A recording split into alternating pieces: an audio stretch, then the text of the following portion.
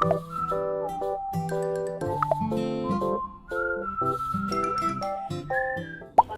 semuanya, saya Setia Atriani Irsada dengan NIM 053 dari kelas KA 2018 akan mempresentasikan mengenai salah satu bab yang dibahas pada mata kuliah Biokimia 2, yaitu materi genetika. Nah, untuk penjelasan lebih dalam, saya akan menjelaskan pada slide selanjutnya. Jadi, materi genetik sendiri yaitu merupakan sebuah materi atau bahan-bahan yang berperan sebagai penyampaian informasi genetik di dalam sel. Selanjutnya yaitu dogma genetik. Dogma genetik sendiri merupakan suatu konsep dasar hereditas yang mampu menentukan ciri spesifik suatu makhluk hidup yang menunjukkan adanya aliran informasi bahan genetik dari DNA ke asam amino. Dogma genetik yang telah dijelaskan pada slide sebelumnya memiliki 3 tahapan, yaitu replikasi, transkripsi, dan translasi. Nanti saya akan menjelaskan mengenai ciri-ciri spesifik untuk replikasi, transkripsi, dan translasi pada slide selanjutnya. Yang pertama yaitu replikasi. Replikasi sendiri merupakan proses pelipat gandaan DNA. Nah, proses ini biasa dilakukan ketika sel akan membelah diri. Nah, proses replikasi ini bermula dari DNA helikase yang akan membuka rantai ganda DNA induk, kemudian dilanjutkan dengan enzim primase membentuk primer yang merupakan segmen pendek dari RNA sebagai pemula untuk terjadinya sintesis protein. Lalu dari ujung 3 RNA primer, DNA polimerase menambahkan pasangan basa nitrogen dari nukleotida ke nukleotida. Nah, pada rantai tunggal DNA induk dan terbentuk rantai DNA yang bersambungan secara kontinu yang disebut dengan leading strand. Pada rantai tunggal DNA induk yang lain, DNA polimerase membentuk lagging strand yang merupakan keseluruhan dari rantai kopian DNA yang pertumbuhannya tidak kontinu, dengan memperpanjang RNA primer di beberapa tempat yang saling terpisah.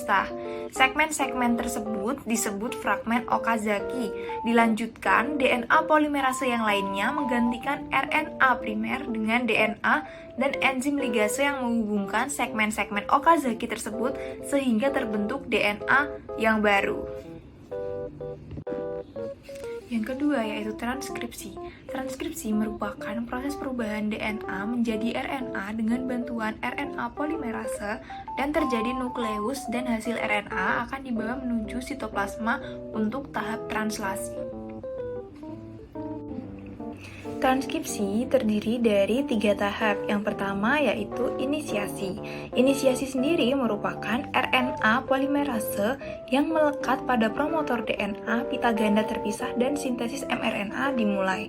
Yang kedua yaitu elongasi. Elongasi sendiri terdiri dari kata elong atau long yang berarti memanjang. mRNA memanjang sejalan dengan enzim RNA polimerase yang bergerak sepanjang pita DNA. Yang ketiga yaitu tahapan terminasi. Terminasi yaitu mRNA dilepaskan dari pita DNA template. Translasi merupakan proses sintesis mRNA menjadi protein dengan bantuan ribosom. Tidak semua RNA dapat disintesis menjadi protein. Untuk tahapannya sendiri, sama dengan transkripsi, translasi mengalami 3 tahapan. Yang pertama yaitu inisiasi. Inisiasi di mana kodon pertama mRNA yang bertemu dengan ribosom disebut kodon start. Kodon start ini adalah AUG.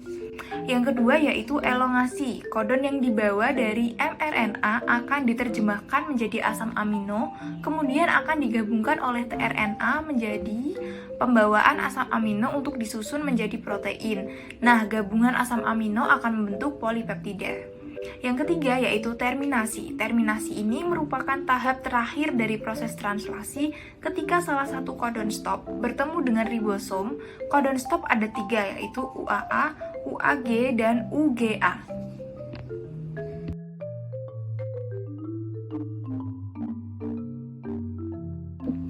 Nah, tadi kan kita sudah membahas tahapan-tahapan dari dogma genetik. Selanjutnya, saya akan membahas mengenai perbedaan dari DNA dan RNA, mulai dari untai, bentuk, dan basanya. Yang pertama, pada DNA terdapat untai heliks ganda, sedangkan pada RNA terdapat untai heliks yang tunggal. Selanjutnya, yang kedua, dari bentuknya, DNA sendiri berbentuk deoksiribosa, sedangkan RNA bentuknya ribosa. Lalu yang ketiga, DNA terdapat basa timin dan RNA terdapat basa urasil. Berikut presentasi yang dapat saya sampaikan, semoga bermanfaat dan terima kasih.